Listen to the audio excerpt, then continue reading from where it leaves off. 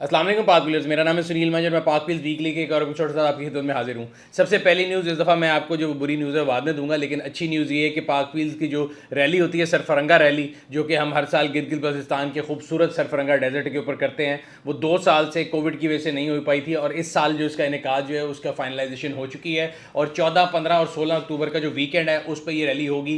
तकरीबन 70 से 75 किलोमीटर के करीब ये ट्रैक है, जिसके अंदर इंडस रिवर भी है, माउंटेन्स भी हैं, हिली एरिया के साथ साथ आपको स्टोन वाला भी थोड़ा एरिया मिलता है और सैंड भी मिलती है। तो इसलिए 4 किस्म के डिफरेंट टेरेन्स हैं। जो रैली लवर्स हैं उनको पता है कि पाकिस्तान में इससे बेहतरीन जगह रैली के लिए, इससे बेहतरीन जो इसे कहते हैं ना प्ले ग्राउंड जीप्स के लिए नहीं मिल सकता आपको। सो ये रैली जो है ये होने जा रही है अक्टूबर की 14 से लेकर 16 तारीख को 2022। अगर आप लोगों ने अभी तक अपनी गाड़ियां रैली के लिए तैयार नहीं की तो कर लें, टाइम बहुत कम है। और अगर आप खाली जीप के लिए देखना आना चाहते हैं, जीप रैली को या बाइक रैली को, इसमें बेसिकली 2 किस्म की कैटेगरीज हैं, बाइक्स की भी है और जीप्स की भी है। और अगर इसके बारे में आप फर्दर डिटेल हासिल करना चाहते हैं तो मैं इसके जो इवेंट पेज है उसका भी लिंक लगा दूंगा, आप उस पर क्लिक करके सारी मालूमात हासिल कर सकते हैं। अगर आप अपनी गाड़ी बेचना चाहते हैं तो पार्क व्हील्स पर अभी ऐड लगाएं। डे लाइट में पिक्चर्स लें, ऐड पर गाड़ी की मुनासिब कीमत रखें, गाड़ी की मुकम्मल तफसील लिखें और एक्टिव फोन नंबर देकर ऐड पोस्ट कर दें। क्विक ऑफर के लिए अपना ऐड फीचर करवाएं और 40 लाख जेन्युइन खरीदारों तक रसाई हासिल करें। आगे चलते हैं। अब सबसे पहली जो न्यूज़ हमेशा आती है और बुरी न्यूज़ होती है वो हमारे ऊपर पेट्रोल जो है उसकी प्राइसेस का एक बम गिरता है। और इस दफ़ा जो है पेट्रोल की प्राइसेस जब तकरीबन, एक तो हमें ये नहीं पता क्योंकि पहले मैंने आपको बताया था कि महीने में एक दफ़ा होती थी, फिर महीने में 2 दफ़ा हुई। अब ये डिसाइड किया गया कि महीने में 4 दफ़ा पेट्रोल की प्राइस चेंज होगी। बट ये डिसीजन 4 दफ़ा होगी या नहीं होगी ये अभी तक इम्प्लीमेंट नहीं हो चुका, ना करने वालों को पता है ना जिन पे होना है उनको पता है। तो जिसका जब दिल करता है वो पेट्रोल की प्राइसेस ले आता है। और इसी तरह ये मेरा ख्याल है कोई मतलब मिड ऑफ मंथ नहीं था, बट 4 दफ़ा आनी थी तो उनमें से 2 दफ़ा आई, एक दफ़ा नहीं आई। और फाइनली जब आई है तो उससे पहले एक मार्केट में एक न्यूज़ चल रही थी कि शायद पेट्रोल जो है 3 रुपये सस्ता होगा या 9 रुपये सस्ता होगा और डीजल 3 रुपये महंगा होगा। फिर मिफ्ता इस्माइल साहब की स्टेटमेंट आई कि जी नहीं, वो पता नहीं 80 पैसे ऊपर या नीचे जाएगा। सो मुझे इस बात से इतराज़ ये कि आप जो है मार्केट के अंदर एक स्टेबिलिटी हर किस्म की लेके आएँ।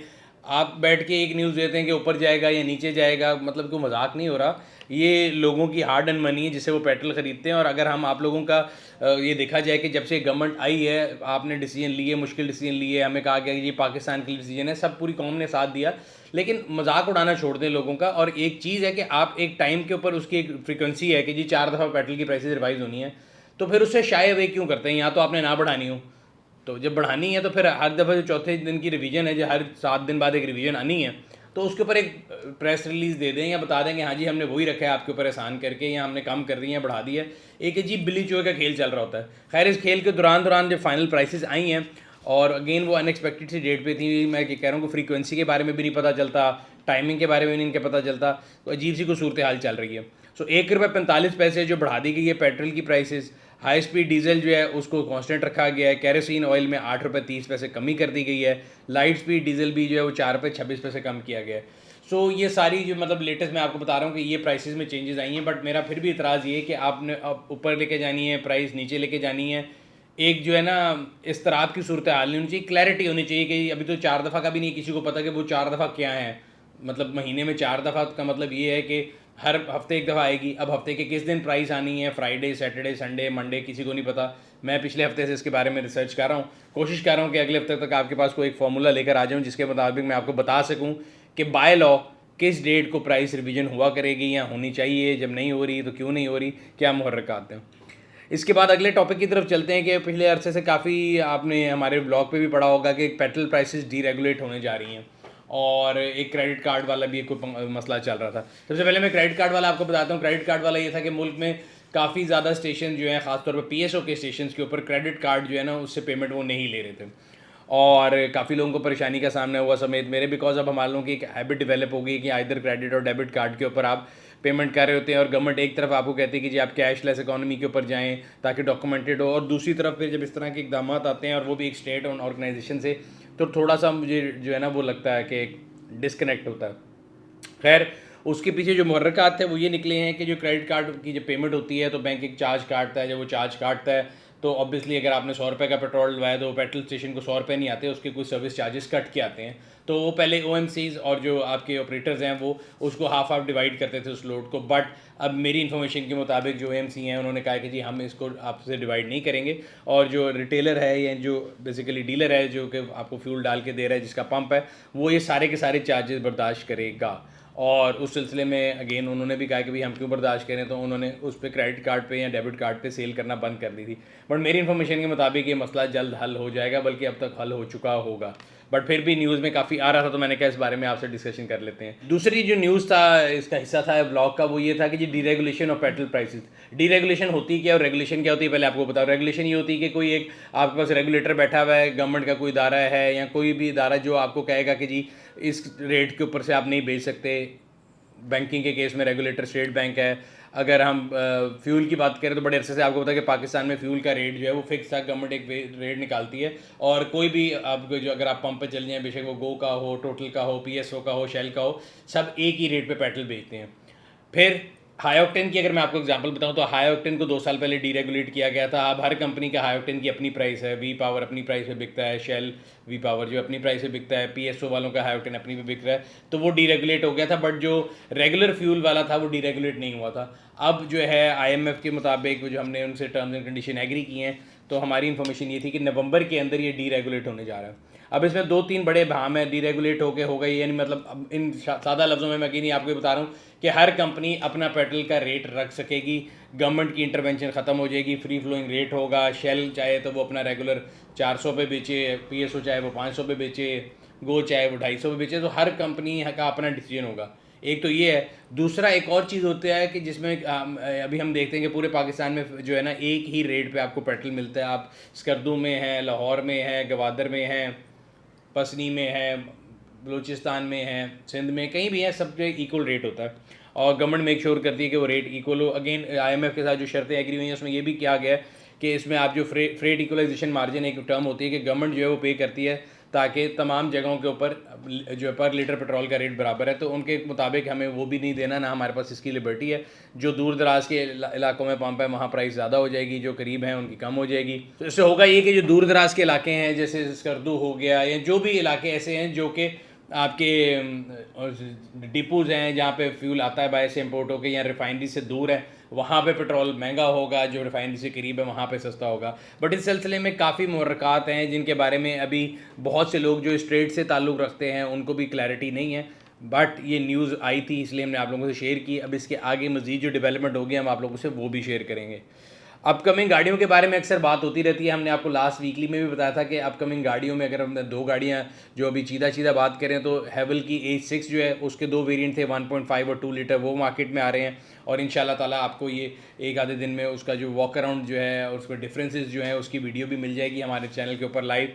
दूसरी जो आने वाली प्रोडक्ट है वो होंडा की तरफ से है, होंडा HRV, जिसको अगर हम जापान में देखें तो पाकिस्तान में उसकी इंपोर्टेड वेरिएंट आया हुआ है, जिसको ज़्यादातर मार्केट में वेजल जो है वेजल के नाम से जाना जाता है। पाकिस्तान में वो HRV के नाम से आ रही है। अब उसके बारे में 3-4 सवाल मेरे जहन में हैं। उनका लॉन्च पहले इस महीने के मिड में था, थोड़ा डिले हो गया है। अगेन वो जो प्रोडक्शन के कंस्ट्रेंट चल रहे हैं तमाम कंपनियों के साथ, इस तरह होंडा के साथ भी होंगे, आई कैन अंडरस्टैंड।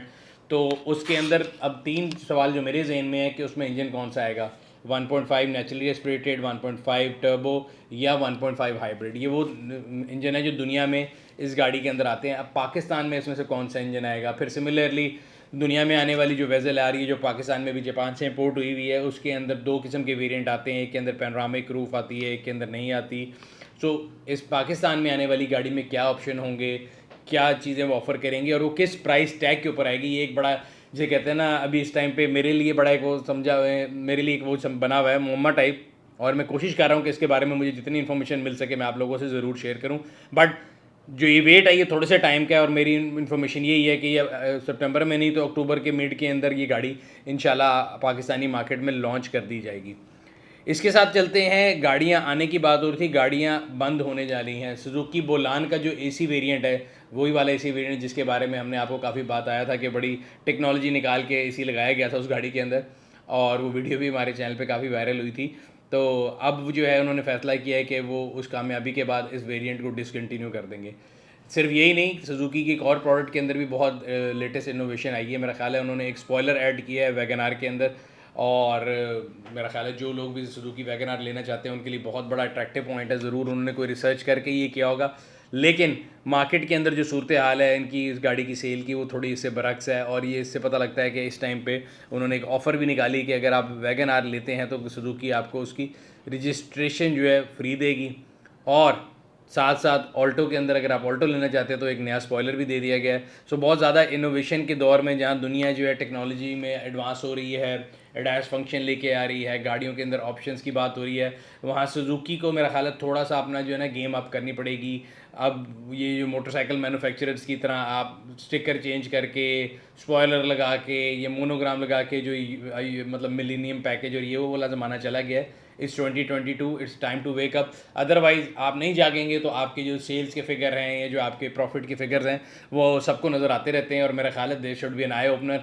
अगर फिर भी सुजुकी को लगता है कि मतलब मेरे बोलने से उनको कोई फ़र्क नहीं पड़ रहा या लोगों के कहने से कोई फ़र्क नहीं पड़ रहा, तो मार्केट जो है वो सबसे बड़ी पावर होती है। और मार्केट का फ़ैसला मेरा ख्याल है अगर आप उनकी फाइनेंशियल स्टेटमेंट देख लेंगे तो आपके सामने आ जाएगा कि वो कंसेक्यूटिवली पिछले 2 क्वार्टर से बड़ा हैवी लॉस करते आ रहे हैं। और अगर अभी भी ऐसे ही रहेंगे तो मेरा ख्याल है अगले 2 क्वार्टर में भी सूरत हाल इससे कोई ज़्यादा मुख्तलिफ नहीं होगी। इंडस्ट्री की सूरत हाल हम सबके सामने है, मार्केट की सूरत हाल भी सामने है। गाड़ियों की प्राइसेस जो हैं वो ओवर द रूफ हैं, इतनी महंगी हो गई हैं कि लोगों की रीच से बाहर है। लेकिन एक आम आदमी से अगर आप जब मिलें या लोगों में कहीं भी 3-4 लोग बैठते हैं तो जब ये बात होती है तो हर चौथा बंदा ज़रूर कहता है ओ जी छड्डो जी, हर बंदा फिर भी गड्डी ले रहा है, गड्डियाँ ऊँची बिक रही हैं। मैंने आपको पहले भी बताया था कि एक लेवल होता है कि जिसके ऊपर जाके इंसान जो है अपना परचेज डिसीजन या तो डिले कर देता है या किसी लेस गाड़ी पर सेटल कर जाता है, और अब ये मार्केट के अंदर हो रहा है। मैं आपको फिर क्लियरली बता रहा हूँ, कई गाड़ियाँ ऐसी हैं जिनको अगर आज आप बुक कराने जाएँ और वो जिस प्राइस पे आपको 8 महीने बाद मिलनी है उससे कम प्राइस पे वो मार्केट में अभी अवेलेबल हैं। सो ये एक जो है ना लोगों के जहन में कि जी बहुत इंडस्ट्री ऐसी कर रही है, ये भी गलत है। इंडस्ट्री के जहन में कि जी लोगों के पास बहुत पैसा है, ये भी गलत है। दोनों साइड्स को करेक्शन की ज़रूरत है, अपने एस्टिमेट की, अपनी इन्फॉर्मेशन की, और अपने जो है ना कनेक्ट टू मार्केट होने की बहुत ज़्यादा ज़रूरत है। अब ऑटो इंडस्ट्री की जहाँ पे लोगों के अंदर एक होता है कि जी हमें लूट रहे हैं, दूसरी तरफ मैं ही जब देखता हूँ तो मुझे उनको थोड़ा बहुत तरस भी आता है कि अब उन्होंने एक लेटर भी लिखा है पाकिस्तान ऑटो मैन्युफैक्चर एसोसिएशन पामा ने कि मिनिस्ट्री ऑफ इंडस्ट्रीज़ को कि ठीक है जी गवर्नमेंट के हालात बुरे थे, मुल्क के हालात बुरे थे, डॉलर के ऊपर प्रेशर था, आप लोगों ने हमारी एलसीज जो है वो रोक के हमें काफ़ी नुकसान पहुंचाया, लेकिन हमने मुल्क की खातिर बर्दाश्त किया था। बट अब उनकी भी बस हो गई है और तकरीबन तमाम ऑटो मैन्युफैक्चर 30 से 35% प्रोडक्शन कैपेसिटी पे काम कर रहे हैं, जिससे मेरा ख्याल है कि कारोबार चल नहीं सकता, या तो वो बंद हो जाएगा या फिर गवर्नमेंट को स्टेट बैंक को सोचना पड़ेगा कि मतलब कोई इलीगल इंपोर्ट नहीं है कंपनीज़ की जो पार्ट्स हैं, अगर ये उसको इसी तरह कर्व करते रहेंगे तो कोई भी कंपनी जो है अपनी जो है फाइनेंशियल मॉडलिंग नहीं कर सकती, प्रोडिक्शन नहीं कर सकती प्रोडक्शन के बारे में। और इन टर्न होगा ये कि कंज्यूमर साइड पे वो कंज्यूमर की जब बारी आएगी तो कंज्यूमर भी एक्सप्लॉइट होगा। हम कंपनी के पास जाते हैं, वो कहते हैं जी हम क्या करें, हमारे पास पार्ट्स नहीं है। एंड अगेन मैं पहले ही बात करता आता हूँ कि बेशक उनके पास 10 गाड़ियों के पार्ट हैं, वो एक देंगे और 99 कस्टमर को उनके पास एक ही बहाना हो सकता है, और वो बहाना गवर्नमेंट ने या स्टेट बैंक ने प्रोवाइड किया है कि भाई आप उनको गाड़ियों के पार्ट जो हैं वो क्लियर नहीं होने चाहिए, जो कि उनकी लीगल इंपोर्ट है। तो इसके ऊपर मेरा ख्याल है इट्स अबाउट टाइम के मिनिस्ट्री ऑफ इंडस्ट्रीज़ जो है वो इस पर कुछ सीरियस एक्शन ले, ताकि ये जो ऑटो इंडस्ट्री अगर एक बहरान की तरफ जा रही है हम उसको रोकें। बिकॉज अगर एक दफ़ा इंडस्ट्री एक सिक यूनिट बन जाए या इंडस्ट्री जब बंद हो जाती है उसको दोबारा खोलने का जो इनर्शिया है वो बहुत ज़्यादा टाइम लेता है। तो मेरे ख्याल से ये बड़ी इंपॉर्टेंट चीज़ है कि उसके ऊपर जो है मैं अपनी तरफ से इंडस्ट्री की तरफ से ये आवाज़ उठाना चाहूँगा कि इस मसले का कोई ना कोई हल निकाल लेना चाहिए। बिकॉज मेरे लिए इसलिए इंपॉर्टेंट नहीं कि इंडस्ट्री सर्वाइव करे, मैं इस बात की बात इसलिए करता हूँ कि मैं कंज्यूमर की बात कर रहा हूँ, और कंज्यूमर हमारे पास सुबह शाम ये जो है ना लोगों की कंप्लेन आती रहती है कि जी गाड़ी 1 महीना लेट थी, 3 महीना लेट हो गई, 4 महीना लेट हो गई। जब वो कंपनी के पास जाते हैं तो वो कहते हैं कि जी आपसे तो अभी 2 महीने पहले की डिलीवरी वालों को गाड़ियाँ नहीं मिली, और अगेन उनके पास एक ही ये जो है ना राग है जिसको लापा जाता है कि जी हमारे पास पार्ट्स नहीं है। अब उसमें कितनी हकीकत है कितनी नहीं है, यहाँ तो उठ के वो ट्रांसपेरेंसी लेके आए और बताएं कि हाँ जी हमने इनको इतनी किट्स दी हैं और ये इतनी गाड़ियाँ नहीं दे रहे, पहली बात। और दूसरी बात, जब एक लीगल कारोबार है तो आप उनको जो उन्होंने लीगल इंपोर्ट किया उसको क्लियर करने दें। इस तरह हर चीज़ को अगर कंट्रोल करके रखेंगे और अंडर द ब्रश जो है ना डस्ट को करेंगे कारपेट के नीचे, तो फ़ायदा कोई नहीं होगा।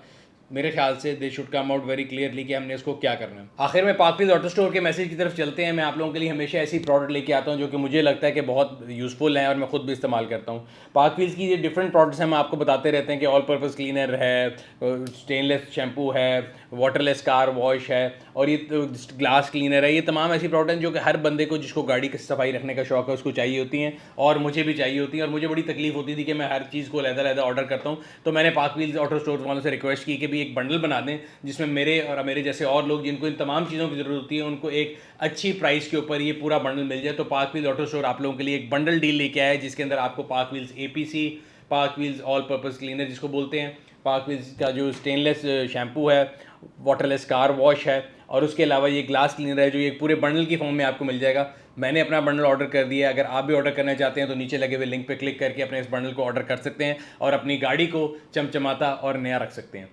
इसके अलावा अगर आप ऑटो पार्ट्स के वीडियो में इंटरेस्ट रखते हैं, आपको शौक है कि नई आने वाली प्रोडक्ट्स के बारे में आपको डेमो वीडियोस मिलती रहें, तो नीचे लगे हुए लिंक पे क्लिक करके आप हमारे ऑटो स्टोर के जो चैनल है उसको भी सब्सक्राइब कर सकते हैं। आखिर में पब्लिक सर्विस मैसेज की तरफ चलते हैं। एक तो मैं आपको 2-3 चीज़ें मैं बड़ा हमेशा बताता हूँ कि मैं अपने ऑब्जर्वेशन जो मैं करता हूँ, क्योंकि बहुत ज़्यादा ट्रैवल कर लेते हैं, आप लोगों से मुलाकात के सिलसिले में डिफरेंट शहरों में जाना होता है और पाकिस्तान के डिफरेंट इलाकों में जाना होता है। तो मेरे ख्याल से 2-3 चीज़ें बड़ी इंपॉर्टेंट हैं जो कि हमें सीखने की ज़रूरत है।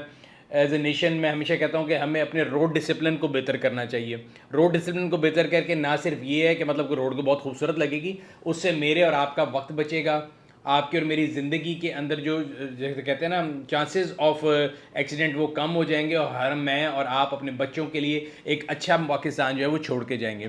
सो अब हाईवे पे ट्रैवल करते हैं, सबसे ज़्यादा जो ख़तरनाक चीज़ मुझे लगती है वो ये है कि जो गाड़ियाँ जिनकी बैक लाइट्स ख़राब होती हैं, और मेरे ख्याल से मोटरवे पुलिस को मोटरवे की एंट्री के ऊपर कोई ना कोई चेक रख लेना चाहिए, क्योंकि वो गाड़ी जो जा रही है बेशक रिगार्डलेस ऑफ द एज वो नई है या पुरानी, मैंने काफ़ी फ्रीक्वेंटली ट्रैवल करके देखा और टू माई सरप्राइज़ कई नई गाड़ियाँ भी ऐसी हैं जिनकी रेयर लाइट काम नहीं कर रही होती। तो वो इतना बड़ा जैसे मुझे लगता है कि चलता हुआ बम सड़क पे जा रहा है कि आप अगर जा रहे हैं रात के टाइम पे और आगे वो आपको गाड़ी नज़र ना आए और आप उसके अंदर बम्प कर जाएं और पीछे आने वाली तमाम गाड़ियाँ उसके साथ एक्सीडेंट होगी, तो ये मुझे लगता है कि बहुत बड़ा सेफ्टी हैज़र्ड है। उसके अलावा मौसम की तब्दीली भी अब आने वाली है, तो मैं तमाम लोगों को बताऊँगा कि जिस तरह जब सर्दियाँ आती हैं, जब गर्मियाँ आई थी गाड़ियों के एसियों के मसले शुरू हो जाते थे, जब सर्दियाँ आएंगी तो जिन गाड़ियों की बैटरियाँ कमज़ोर हैं वो आपको तंग करेंगी। दूसरी इंपॉर्टेंट चीज़ टायर जो है वो बहुत इंपॉर्टेंट है। मैं हमेशा ही बात करता हूँ कि टायर की इंपॉर्टेंस को हमारे यहाँ लोग जो है ना बहुत अंडरमाइन करते हैं और कई दफ़ा बल्कि मैं भी निगलेक्ट कर देता हूँ। और हमारी आपने वीडियो भी शायद देखी होगी, मोटरवे में 2-3 दफ़ा टायर फटा जो कि बड़ा डेंजरस साबित हो सकता है। तो मैंने ये कोशिश की है कि मैं एटलीस्ट बाकी तो कुछ नहीं तो अपनी गाड़ियों की मेंटेनेंस में टायर जो है ना वो ज़रूर उनको अपग्रेड कर लूँ। तो आप लोग भी जब हाईवे पे ख़ास तौर पे ट्रैवल करें तो कोशिश करें कि अपनी गाड़ियों के टायर को चेक कर लें। आपकी गाड़ी का जो टायर का प्रेशर है वो भी अगेन हाईवे पे चढ़ने से पहले चेक करा लें, बिकॉज हाईवे पे बहुत से ऐसे लोग हैं जो कि ना आपकी गाड़ी के टायरों के साथ बहुत ज़्यादा ज़्यादती कर सकते हैं। उसके बारे में भी किसी दिन डिटेल से बात करेंगे। सो अभी का मैसेज ये है कि कोशिश करें कि हम हाईवेज़ के ऊपर अपनी जो स्पीड है उसको फॉलो करें, लेन्स को फॉलो करें, फ्रीक्वेंटली लेन चेंज ना करें।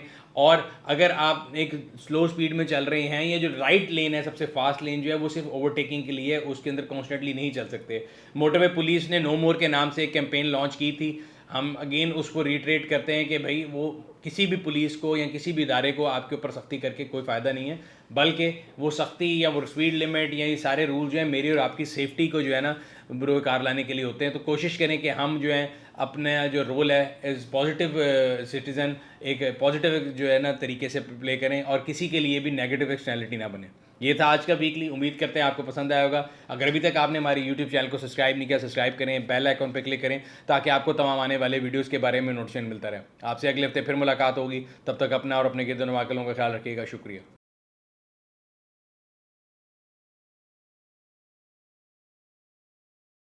गाड़ी की डील्स ओनली ऑन पाक व्हील्स।